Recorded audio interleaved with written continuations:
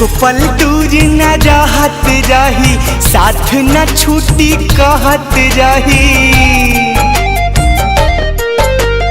एको पल दूर न रहत रही, साथ न छूटी कहत रही। और तने बात भगवान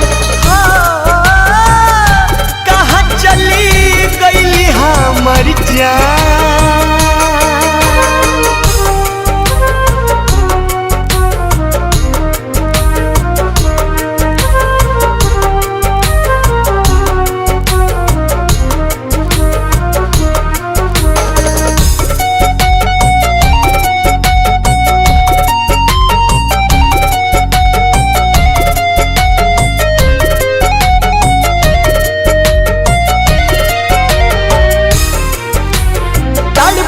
होई है हमारा बिना, गिरत होई आँखिया से पानी।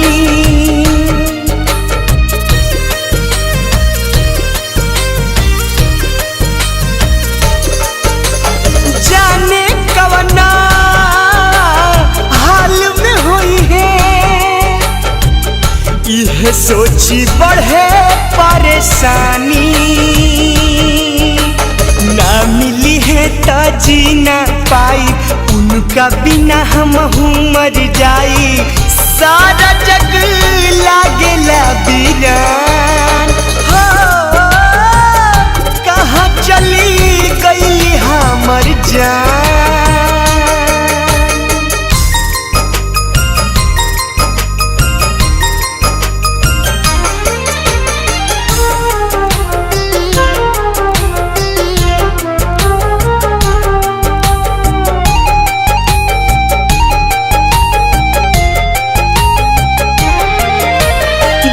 बन खोजनी ताल तलैया,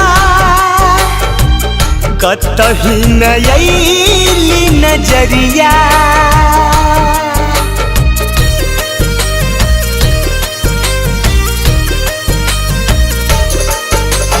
जे भी मिलल सबसे पूछनी, केहू बतावे न खबरिया। बाह पगोदा न गोदवले बाड़ी, गोलुआ न मोल लिखवले बाड़ी। इहे उनकर पहचान, हो कहाँ चली गई हमर जान। एको पल दूर न रहत रही, साथ न छूटी कहत रही। और तने बात भागा